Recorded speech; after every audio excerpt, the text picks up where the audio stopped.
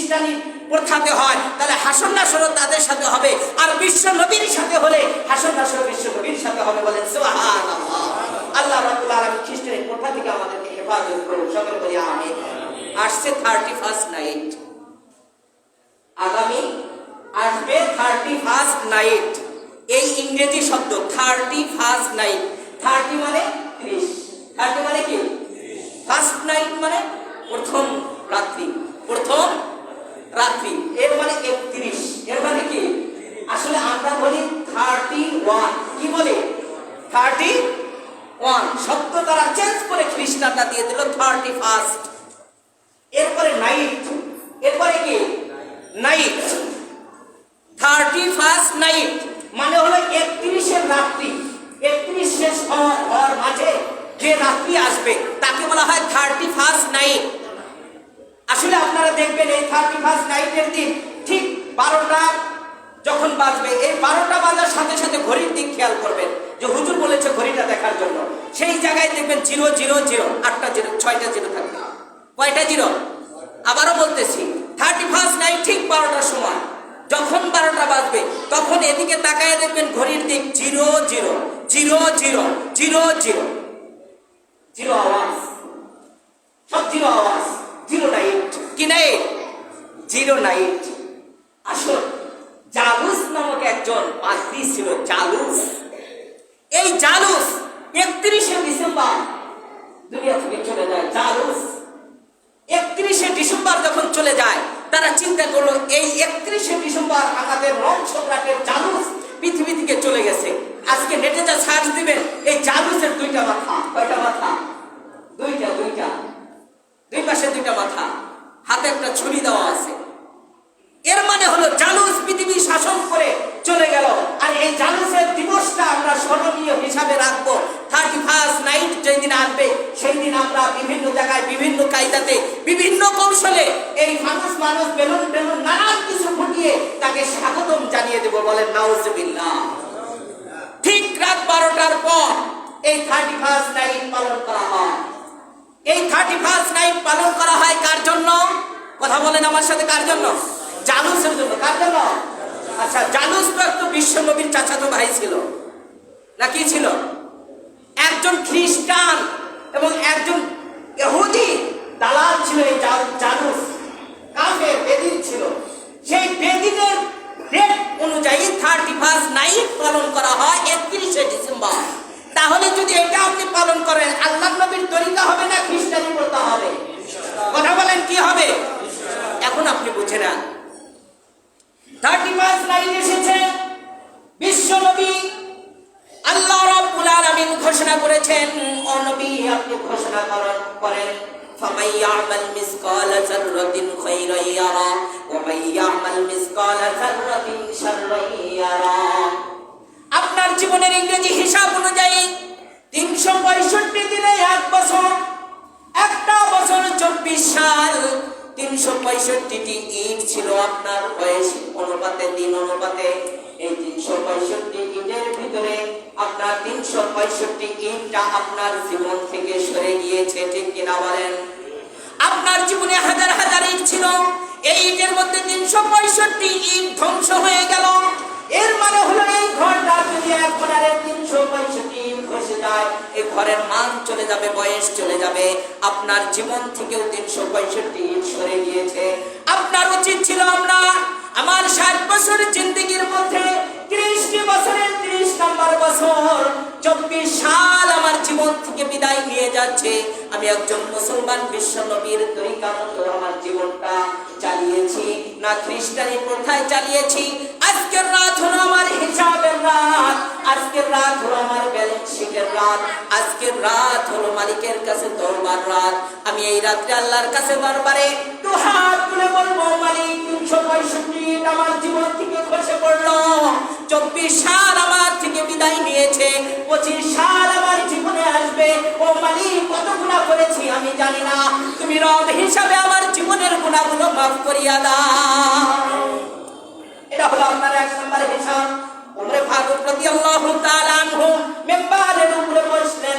বসার পর ওমর ফারুক তার কওমের মানুষদেরকে বললেন, ও জোর কর্মের মানুষ আজকে উদাহরণস্বরূপ 24 সাল শেষ হয়ে যাচ্ছে। হাসিবু আনফুসাকুম ক্বাবলা আন তুহাসিবু, হাসিবু আনফুসাকুম ক্বাবলা আন তুহাসিবু। আমার জীবনের হিসাব মানুষ নেওয়ার আগে, আমার ব্যালেন্স শিটের হিসাব মানুষ নেওয়ার আগে আমি হিসাবটা করে ফেলি। এর মানে হলো আপনি একজন দোকানদার, ম্যানেজার, টাকার হিসাবগুলো আপনার কাছে থাকে। আপনার উচিত হবে দুইটি তরিকা। এক নাম্বার তরিকা হলো বছর শেষ যখন জুন মাস চলে আসে, ব্যাংক ব্যালেন্স, ব্যাংকের সমস্ত হিসাবগুলো এক জায়গায় জমানো হয়, হিসাবগুলো বসানো হয়। আমাদের ব্যাংকের আয়, ইন্টারেস্ট কতটুকু হয়েছে, তেমনি ভাবে আপনার উচিত হলো যদি মালিকের প্রতিদিন হিসাব নেয়, তাহলে আপনি দোকান বন্ধ করার পর রাত্রে হিসাবটা ঠিক করে রাখবেন। সকালে মালিক বলবে, ও আব্দুল সাত্তার কত টাকা বেচা কেনা হয়েছে? আপনি বলবেন প্রায় 70,000 টাকা বেচা কেনা হয়েছে। যখন এই কথা বলবেন, খাতা কলমে হিসাবটা মিলে যাবে। মালিক আপনাকে সালাম দিয়ে 10 টাকা উপহার দিয়ে দিবে আর বলবে তুমি সঠিক হিসাব করার কারণে তোমার স্যালারি এবং বেতনটা বাড়ানো হলো। বলেন সুবহানাল্লাহ। আর আপনি হিসাব দিতে পারলেন না, একদিন, 2 দিন, 3 দিন, 1 সপ্তাহ পর মালিক আপনাকে দোকান থেকে আউট করে দিবে, আপনার ব্যাংক হিসাব থেকে আউট করে দিবে। তেমনি ভাবে মালিক বলে, আমি হিসাব নেওয়ার আগে তোমার হিসাবটা যদি কষাইতে পারো, আমি ওজন করার আগে তোমার ওজন যদি কষাইতে পারো, কিয়ামতের ময়দানে হিসাব করার আগেই হিসাব হয়ে যাবে। বলেন সুবহানাল্লাহ। আমার হিসাবের হিসাব যখন হবে, এই হিসাব করার আগেই তোমার হিসাব শেষ। এই জন্য খতিব গাযালি রাহমাতুল্লাহি আলাইহি উনি বলেন বাগদাদ শহরের যে আমি দৈনন্দিন কি কাজ করেছি, এটা রাত্রে ঘুমানোর সময় আমি চিন্তা করতাম, কয়টা নেকির কাজ করেছি, কয়টা বদির কাজ করেছি, কয়টা খারাপ কাজ। যদি আমার খারাপটা বেশি হয়ে যায়, খারাপ যদি স্মরণ আসতো, নিজে কান ধরে আমি সেখানে তওবা করতাম আর মালিককে বলতাম, মালিক আজকে আমি গুনাহটা বেশি করেছি, তুমি মাফ করে দাও। বলেন সুবহানাল্লাহ। এইভাবে একদিন, 2 দিন না, 30টা বছর আমি এইভাবেই করেছি, যার কারণে আমাকে হুজ্জতে ইসলাম বলা হয়। আমি ইসলামের একটা দলিল। খতিব গাযালি রাহমাতুল্লাহি আলাইহি। তো আমরা যদি সারা দিনের হিসাব আমরা করি, তাহলে আমাদের জন্য সহজ হয়ে যাবে। এই জন্য ওমর ফারুক রাদিয়াল্লাহু তাআলা তিরমিজি শরীফের মধ্যে বলেন যে হাসিবু আনফুসাকুম ক্বাবলা আন তুহাসিবু। কেউ হিসাব করার আগে তোমার হিসাব তুমি ব্যালেন্স শিট তৈরি করে ফেলো। ওয়াজিনু ক্বাবলা আন তুওয়াজিনু। কেউ ওজন করার আগে তুমি তোমাকে ওজন করে ফেলো, তাহলে তোমাকে কেউ কোনোদিন আটকাইতে পারবে না। ইহলোকে মালিক খুশি হয়ে তোমার জন্য জান্নাতের ব্যবস্থা করবে। আরেকটি ছোট্ট ঘটনা, থানবী রাহমাতুল্লাহি আলাইহি বলেন যে মরার আগে মরে নাও, মরার আগে মরে নাও। এই কথাটার অর্থ তার যারা শাগরিদ ছিল জিজ্ঞাসা করে, ওস্তাদজি আমরা বুঝতে পারি নাই, মরার আগে মরে নাও। উনি একটা ঘটনা উল্লেখ করেছেন বেহেশতে বাবা নামক কিতাবের মধ্যে, যে মরার আগে মরে যদি পারো, তাহলে তোমার জন্য জান্নাতের ব্যবস্থা, নিরাপত্তার ব্যবস্থা আছে। বলেন সুবহানাল্লাহ। একটি টিয়া পাখি মালিকের ছিল। মালিক অনেক তাকে কষ্ট দিত। টিয়া পাখি চিন্তা করলো, বের হবো কেমনে? বের হওয়ার তো কোনো বুদ্ধি নাই, একটা মাত্র বুদ্ধি আছে, যদি আমি সেই বুদ্ধিটা করি, তাহলে মালিক বলবে যে টিয়া পাখিকে এত আদর করে খাওয়াই, আর এই টিয়া পাখিটা মরে গেছে, তাহলে তো একে রাখা যাবে না। হঠাৎ করে সে রাত্রে এই ভান ধরে ঘুমিয়ে পড়লো যে যত প্রকার বাড়ি আর থাপ্পড় দেখ না কেন, আমি কখনো উঠবো না, আমি মৃত্যুর বাহানাই করবো। এরপরে সে খাঁচার ভিতরে মরার বাহান করে মরে থাকলো। এখন সকালে উঠে মালিক দেখে, কি ব্যাপার, এত আদরের টিয়া পাখি এই অবস্থা কেন? নানান ভাগে নড়াচড়া করে দেখে, না, সে তো উঠে না। সে খাদেমকে বললো, যাও এই টিয়া পাখি ফেলে দিয়ে আসো, এই মরা টিয়া পাখি আমার এখানে রাখা যাবে না। এরপরে সে এই টিয়া পাখি নিয়ে বাহিরে ফেলে দিয়ে আসলো। যখন ফেলে দিয়ে আসছে, সঙ্গে সঙ্গে এই টিয়া পাখি আল্লাহর উপর শুকরিয়া আদায় করে বলে যে তোমার মালিককে জানিয়ে দিও, মরার আগে মরলে নিরাপদ এবং মুক্ত বাতাস পাওয়া যায়। বলেন সুবহানাল্লাহ। এই জন্য আপনিও যদি মরার আগে মরে নেন, এখন প্রশ্ন হচ্ছে কেমনে মরবো? একটু মুরাকাবা করবেন, 2 রাকাত নামাজ পড়ে মুরাকাবা করবেন যে আল্লাহ কি কি করেছি না করেছি। একটু মরার বাহান করে আপনি শুয়ে যান।